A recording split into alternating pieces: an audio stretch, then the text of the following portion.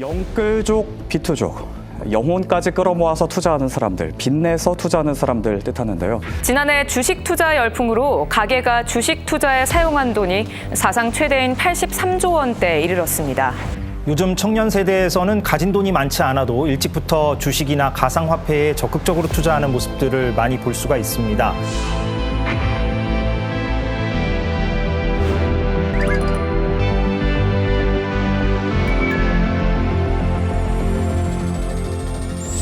최근 통계청 조사에 따르면 한국 가계 체감 물가는 5년 연속 최고치를 기록했습니다.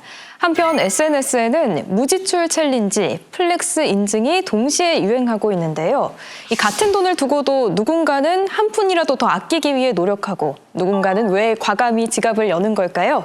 복잡하고 어렵지만 너무나도 궁금한 돈의 심리를 해부하는 시간을 마련했습니다. 함께 이야기 나눠볼 전문가 두 분 모셨는데요. 경제학자 허준영 교수님과 사회심리학자 한민 교수님입니다. 반갑습니다.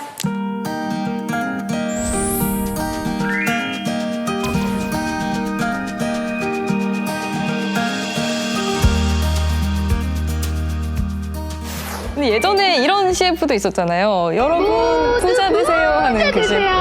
우리나라에는 그 늘 부자 열풍이 불고 있다고 해도 과언이 아닌데 언제부터 한국에서 부자 되세요라는 말이 인사가 될 정도로 부자 되는 거에 집착하게 됐을까요? 우리가 사실 지금 현재 생존해 계시는 분들의 기억에 미치는 한 가난했던 시기가 훨씬 많았습니다. 네. 구한말서부터 시작해서 일제강점기, 6.25, 또 개발 시대에도 가난을 벗어나기가 힘들었죠. 가족은 많고 돈 벌어 올 사람은 적고. 그래서 항상 저도 듣고 자랐던 말씀들이 못 배운 게 한이다. 네. 배불리 먹지 못한 것이 한이다. 이게 불과 얼마 전의 일입니다. 그러다가 이제 한 80년대 말 90년대 경부터 조금 살아나는 듯, 좀 부가 축적이 되는 듯 했는데 또 다시 IMF를 경험하고 하면서 이제 한국 사람들은 돈을 벌어놓지 않으면 굉장히 불안해질 수 있다. 가족도 돈이 있어야 지킬 수 있고 내가 가지고 있는 그동안에 갖게 된 것도 많은데 이게 한순간에 날아간다는 것을 경험을 했거든요. IMF 이후에. 네.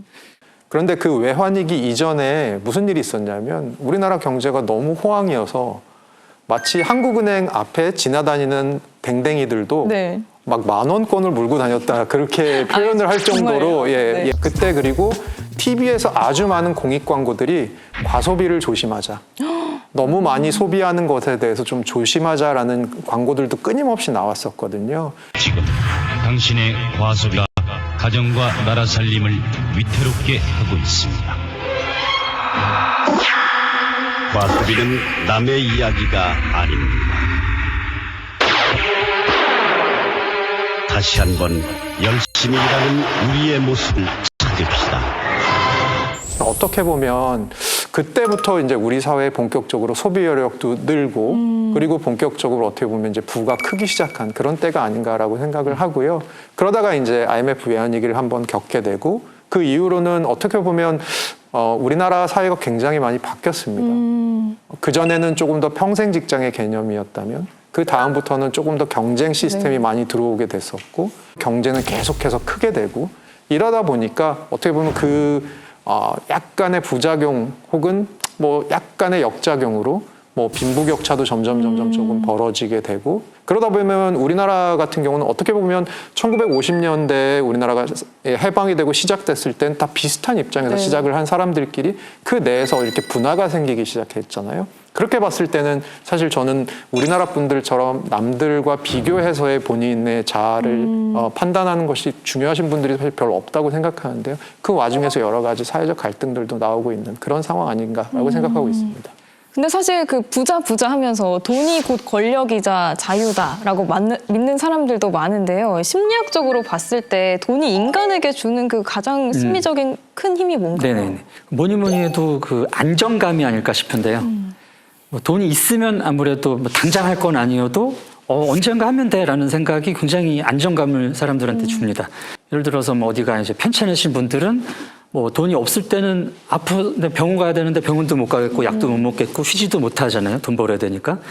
근데 돈이 있으면은 내가 병원 가면 되지, 약 먹으면 되지, 쉬면 되지 하면서 조금 더 내가 어떤 행동 선택의 여유를 가질 수가 있다는 거죠. 뭐 결과적으로 이 부분이 가장 클 것 같습니다. 사람들이 생존에 쫓기다 보면 불안하고 현실을 못 보게 되고 그러면서 이제 자기 삶을 살지 못하게 되니까요. 통장 잔고에서 여유가 나온다라는 말이 사실 예, 어느 정도는 네. 맞는 말인 것 같습니다. 어느 정도는 맞는 그 어느 정도라는 말이 중요한 거가요. 저는 그렇게 최근에 연구 결과를 좀 말씀드리고 싶은데요. 실제로 조사를 해보니까 아주 소득이나 자산이 낮을 때 여기 조금 올라오면 확실히 행복도가 늘어납니다. 근데 어느 정도 수준이 넘어가면 더 이상 자산이나 소득으로 행복도가 늘진 않고요. 그 다음부터는 얼마나 가족들과 정서적으로 좋은 관계를 갖고 있는지, 얼마나 좋은 환경에서 살고 있는지 여러 가지 다른 요인들이 들어오기 시작하는데요. 결국은 돈이라는 것이 무엇인가, 부자라는 것이 무엇인가라고 바꿔서 생각을 해보면 사실 없으면 굉장히 힘들어질 수 있는 것이지만 반대로 그것이 무한히 많다고 해서 반드시 행복을 보장하지는 않는 아주 요상한 그런 물건이죠.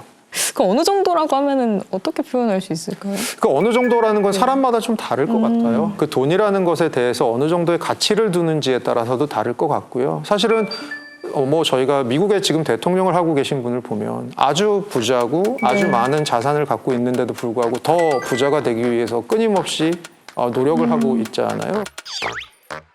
그렇게 봤을 때는 사실 그 어느 정도라는 것이 기준은 저는 없는 것 같고 개인적으로 다른 것 같긴 합니다만 보통은 저희가 생각하는 이 정도 이하면 생존이 힘들어라는 구간은 분명히 아닐 거고요. 네네. 그것을 넘어서는 구간에서는 아마 이제 본인의 목표나 본인의 마음가짐이나 아니면 본인의 어떤 삶의 철학에 따라서 좀 다를 수 있을 것 같습니다. 제가 경제학에 대해서 이렇게 막 지식이 빠삭하진 않지만 요즘 행동경제학이라는 단어가 많이 보입니다. 이게 정확히 또 뭐고 심리학과 경제학 각각의 관점에서 이걸 어떻게 분석하나요? 저가 경제학자긴 하지만 사회과학에서 상정하고 있는 인간의 모습들은 조금씩 다르다고 생각해요. 인간의 다른 부분을 보는 거라고 저는 네. 생각합니다. 예를 들어서 사회학에서는 이 사회 속에서의 인간, 사회와 인터랙션을 하면서 거기서부터 영향을 받는 인간을 상정하고 뭐 우리 교수님처럼 심리학을 하시는 분들은 인간의 마음 안에 있는 것을 탐구하시는데요. 저희는 인간의 경제학은 마음의 안에 있는 것을 탐구하긴 하지만 저희가 상정하는 인간은 기본적으로 모든 것들을 아주 합리적으로 판단해서 본인의 효용, 한마디로 본인의 행복을 극대화하는 사람들이라고 상정을 하고 분석을 하거든요. 예를 들어서 인터넷 쇼핑몰이 두 개가 있습니다. 네. 하나는 사시고 싶은 옷이 8만 원인 쇼핑몰이 있고요. 또 하나는 원래는 10만 원이었는데 그걸 20% DC에서 8만 원에 팔고 있는 쇼핑몰이 있습니다. 어디서 사시겠어요? 전 두 번째 쇼핑. 두 번째에서 사시는데 사실은 이 두 쇼핑몰에서 팔고 있는 물품은 동일한 거거든요. 어디서 사시거나 행복의 크기는 다름이 없어야 되는데 지금 두 번째를 선택하시는 건 저희가 그렇게 생각보다 합리적이지 않다라는 인간의 마음이라는 게 경제학에서 상정하는 것처럼 아주 합리적인 마음은 아니구나라는 것에서부터 출발을 합니다. 그것이 어떻게 보면 행동 경제학의 시작인 거죠. 전통적인 경제학이 합리적인 인간을 가정했다면 행동 경제학은 인간이 사실은 개별적으로 보면 굉장히 비합리적인 결정들을 하더라. 그런 것들을 한번 연구해보자. 어떻게 개인들의 실험을 통해서 한번 연구해보자. 이런 것들이 행동 경제학이라고 생각하시면 되고요. 그리고 어떻게 보면 이런 것들이 저희가 몰랐던 인간이라는 블랙박스, 인간의 마음이라는 블랙박스를 조금 밝혀주는 역할을 하고 있는 것으로 보입니다. 행동 경제학에 대해서 그 단어만 들어봤지 이렇게 막 자세히 배워본 적은 없는데 이제야 감이 좀 오는 것 같습니다. 특히 행동 경제학 관점에서 볼 때 그 프레이밍 효과가 경제 심리 안정 또 소비 활동에도 큰 영향을 준다고 알고 있어요. 정확히 프레이밍 효과는 또 무엇이고 또 예시를 한번 들어주실 수 있으실까요? 같은 현상이라고 하더라도 그것을 어떻게 제시하느냐에 따라서 인식이 달라지고 그렇게 인식이 달라짐으로 해서 선택이 달라지고 결과적으로 결과가 달라지는 이런 현상을 프레이밍이라고 하고요. 심리학 쪽에서는 이제 개인차에 아무래도 초점을 맞추기 때문에 개인이 가지고 있는 동기에 따라서 프레이밍 효과가 달라질 수 있다라고 봅니다. 대표적으로 사용하는 게 이제 접근 동기, 회피 동기 이런 거죠. 그래서 접근 동기 또는 뭐 향상 동기라고 하는 거는 이제 나의 향상, 내가 좀 더 뭐 긍정적으로 뭐 자기 개발이라든가 좋은 결과를 볼 수 있다는 쪽이고, 회피 동기는 나에게 닥쳐올 부정적인 일들을 피하고 싶은 동기거든요. 근데 어떤 사안에 따라서 접근 동기와 회피 동기가 다를 수 있습니다. 그래서 가장 많이 쓰는 예가 뭐 보험 상품 같은 경우에 뭐 암이나 뭐 뇌질환, 심장마비 뭐 이런 거를 걸리고 싶지 않잖아요. 그러니까 이제 그런 상품은 그 회피 동기 쪽으로 프레이밍을 해서 판매를 하는 것이고 또 이제 연금보험 같은 나중에 이렇게 내가 목돈을 받아가지고 뭐 여행을 가든지 뭐 학비에 된다든지 뭐 이런 거는 이제 접근 동기, 향상 동기에 초점을 맞춰서 광고나 뭐 이런 걸 하면은 효과가 있죠. 우리 실생활에 프레이밍 효과가 되게 많이 적용이 네, 되어 있었네요. 최근 들어서는 정책에서도 많이 쓰입니다. 그래서 정책이라는 게 기본적으로 이 경제 주체들의 행위에 영향을 미침으로써 효과를 가지려고 하는 거잖아요. 네. 예를 들어서 저희가 저출산 같은 것들에 대해서 좀 대응을 할 때 저출산을 해서 인구가 좀 줄어들면 나중에 생산 인구가 좀 줄어들어서 경제 안 좋아요라고 얘기하면 일을 시키기 위해서 태어나게 하는 네. 것 같잖아요. 그것보다는 출산을 한다는 것이 얼마나 기쁜 일이고 그것을 통해서 가족을 이룬다는 게 얼마나 의미 있는 일이라는 것을 설명하는 방식으로 이것도 뭐 또 다른 프레이밍이라고 생각할 수 있겠죠. 사람들은 늘 버는 돈보다 쓰는 돈을, 그리고 이익보다는 손해를 더 크게 느낀다고 하잖아요. 그 이유는 어떤 이유일까요, 교수님? 네, 일단 뭐 그 손실 회피 경향이라고 네. 말씀 그대로 같은 액수일 때는 뭐 버는 돈보다 쓰는 돈을 훨씬 크게 느끼는 점은 굉장히 보편적인 인간의 속성입니다. 근데 또 좀 생활인의 입장에서 생각을 해보면 사람들이 돈이 들어올 때는 한정돼 있잖아요. 네. 월급이라든지. 근데 나갈 때는 무제한이죠. 뭐 쓸 때가 뭐 무궁무진하다 보니까 나가는 걸 더 크게 느끼시지 않을까 생각이 됩니다.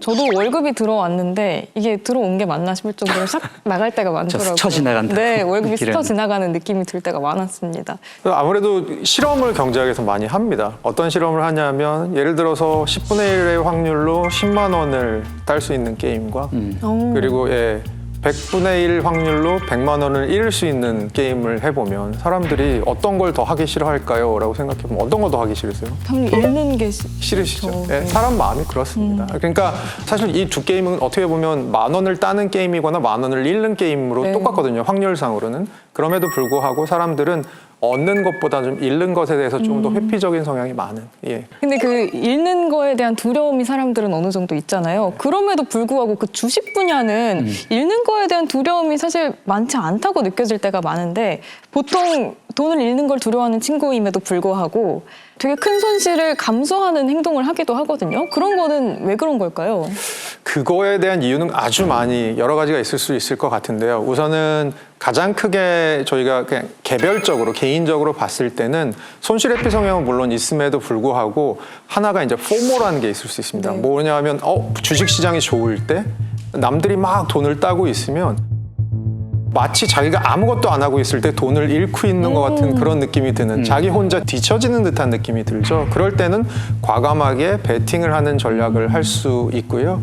그리고 또 하나 좀 저는 꼭 얘기 드리고 싶은 것 중에 하나가 20대 때 저희가 보통 이제 직업을 갖고 뭘 하기 시작하냐면 본격적으로 본인의 자산을 일구기 시작하잖아요. 저희 부모님 때는 사실 그것 중에 아주 중요한 자산이 주택이었었습니다. 네. 그러니까 주택의 가격이 오르면서 본인이 그 자산과 함께 성장을 하는 느낌이 있었던 거죠. 근데 요즘에 이제 젊은 세대들을 봤을 때는 그 주택이라는 자산에 들어가기에 그 자산이 이미 너무나도 비싸져 버린 거잖아요. 그러면 본인과 함께 성장해야 될 어떤 자산이 필요한데 그런 자산들의 일환으로 우리나라 주식, 해외 주식, 혹은 최근 들어서는 가상자산 이런 것들에 이제 거침없이 뛰어드는 부분이 저는 좀 더 사회적으로 봤을 때 있다고 생각합니다.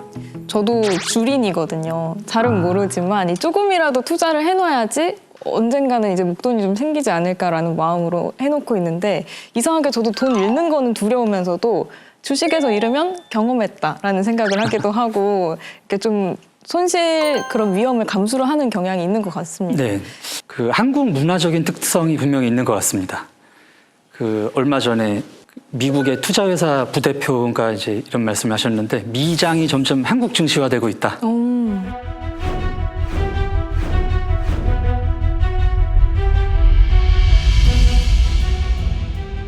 그래서 막 너무 위험 감수 이런 투자 행동이 많이 나타나고 뭐 마치 오징어 게임처럼 네. 잃을 거 뻔히 아는데 막 들어와서 망해 나가는 사람들이 막 늘어나고 있다고 하는데 한국 사람들이 그 긍정적 환상이라는 그 속성이 다른 나라에 비해서 좀 높습니다. 다른 사람에게 안 생기는 좋은 일이 나한테는 좀 생길 수 있고 다른 사람들한테는 생기는 나쁜 일이 나한테는 안 생길 것이다. 그래서 이제 투자 행동에서 이게 나타날 수 있는 거죠. 타고난 럭키비키적인 사고가 있는. 네네네. 한국인들 역시 럭키비키적인 사고로 이렇게 네. 투자의 위험을 감수하고 투자를 하는 것 같은데요. 사람들이 부자가 되면 행복할 거라고 믿으면서도 막상 부자가 되면 또 외롭다거나 불안해진다는 연구들도 많은데 대체 왜 이런 모순이 생기는 걸까요? 그러니까 서는 곳이 다르면 보이는 것이 다르다. 뭐 심리학에서는 행위자, 관찰자, 편향이라고도 합니다만 내가 직접 그 상황에 됐을 때는 이제 관찰할 때는 안 보이던 사실들이 또 있거든요. 뭐 돈이 많다는 거는 또 이 돈을 관리를 해야 되고 유지를 해야 되고 또 투자를 해야 되고 이런 굉장히 신경 써야 될 문제도 많아질 것이고 또 주변 사람들도 과거에 돈이 없을 때는 그냥 뭐 쉽게 만날 수 있던 사람들인데 뭐 돈 꿔달라고 한다든지 나한테 투자를 해달라고 한다든지 뭐 이런 식으로 이제 신경 쓰고 스트레스 받을 일이 훨씬 많아지는 거죠. 상대적인 비교 때문에 이제 뭐 예를 들면은 40억이 갑자기 생겼습니다. 40억이면 뭐 60억이나 70억, 80억 가진 사람들이 보이겠죠. 그 돈을 벌기 위해서 이 돈을 또 투자를 하면은 나는 가진 돈이 지금은 없고. 그래서 늘 그러니까 좀 마음을 바꾸지 않으면은 어느 정도 부자가 됐다고 곧 행복으로 이어지는 거는 확실한 것 같습니다. 뭔가를 소유함으로써 생기는 고민들도 참 많이 있다는 거를 지금 안 가져봐서 잘 모르겠습니다. 네, 저도 사실 안 가져가서 잘 모르겠습니다만 종종 그런 생각이 네. 듭니다. 뭐 사실은 제가 이제 주변에 부를 일구신 분들을 좀 보면 공통적으로 뭐 그런 초조함도 한편으로는 느껴지시는 분들도 있지만 저희 이렇게 예를 한번 들어볼게요. 내일 고등학교 기말고사가 있어요. 네. 근데 시험 범위를 한 번 더 공부를 했습니다. 한 밤 9시 반쯤 됐어요. 그냥 잘 수 있죠. 공부 다 했고 시험 이대로 봐도 잘 볼 것 같아요. 네. 요게 이제 저희들의 비슷한 사람들의 마음이라면 부를 읽으신 분들의 마음은 그거랑 약간 다르신 것 같더라고요. 거기서 시험 범위를 한 번 더 보세요. 그러니까 그게 뭐냐 하면 저희가 커버하는 것 이상으로 거기에 관심을 많이 두시고 본인들이 하는 경제 활동의 일환으로 저희는 보통 이제 노동소득을 많이 네. 얘기하잖아요. 근데 끊임없이 돈을 벌 수 있는 자본소득에 대한 관심을 마치 시험 범위 한 번 더 보시는 것 같이 신경을 쓰시더라고요. 그래서 우리가 일을 해서 버는 돈은 우리가 힘들잖아요. 근데 돈을 벌게 되면 본인은 조금 가만히 있어도 계속 돈이 불어나는 일이 벌어지잖아요. 그런 데 대한 관심, 그리고 그런 정보를 얻기 위해서 끊임없이 사람들과 소통하고 인맥을 관리하고 이런 점들이 저는 조금 차이인 것 같더라고요. 그렇게 봤을 때는 한편으로는 부를 아주 읽으신 분들이 가지는 불안감이나 초조함도 분명히 있겠지만 또 한편으로는 그 과정을 유지하는 데서 오는 그분들의 추가적인 에너지 같은 것도 저는 분명히 있다고 생각을 하고 그런 것들도 저희가 어떻게 보면 조금 참조해 볼 만할 것 같습니다. 그럼 마지막으로 두 분이 생각하시는 돈의 진정한 의미와 앞으로 돈이라는 것이 또 사회에서 어떤 수단으로 활용되고 인식돼야 할지 방향성을 제시해 주신다면요? 돈은 굉장히 꼭 필요한 거죠. 사람들이 살아가기 위해서 또 어느 정도 내가 생각하는 행복한 수준의 삶을 유지하기 위해서 꼭 필요한 건데 돈이 그 삶의 목적이 되어서는 안 될 것 같습니다. 그 어느 정도라는 그 어느 정도가 굉장히 중요한데 그래서 이제 객관화가 중요하다는 말씀도 드린 거고요. 돈이 많으면 좋겠지만 한두 끝도 없이 많을 수는 없는 거고 네. 또 내가 한두 끝도 없이 가질 수 있는 사람이 아닐 수도 있는 거잖아요. 그런 파악을 좀 잘 하시고 단순히 돈만을 위한 그런 그 돈만을 추구하는 돈이 목적이 되어서는 안 될 것 같습니다. 저는 이제 돈을 생각할 때는 본인을 잘 아는 게 제일 중요하다고 생각해요. 본인이 돈에 대한 어떤 생각을 가진 사람인지를 아는 게 굉장히 중요하고요. 그 얘기는 바꿔 말씀드리면 돈에 대해서 어느 정도 가중치를 두는 사람이냐를 본인이 잘 알고 있는 것이 가장 중요하다고 생각합니다. 본인이 돈에 대해서 가중치를 두는 것이 큰 분들은 당연히 돈을 쫓으면서 살고 조금 더 많은 부를 일구면서 사시려고 노력을 하셔야겠지만 그렇지 않은 분들도 분명히 있거든요. 다른 사람들이 다 KTX를 탄다고 해서 본인도 꼭 KTX를 탈 필요는 없거든요. 조금 더 느린 ITX나 새마을호를 타면서 풍경을 관찰하는 걸 좋아하시는 분들 분명히 계시거든요. 그렇게 봤을 때는 자기를 잘 알고 그것에 맞는 돈의 크기를 가늠하시는 게 어떻게 보면 제일 중요하지 않을까라는 생각이 듭니다.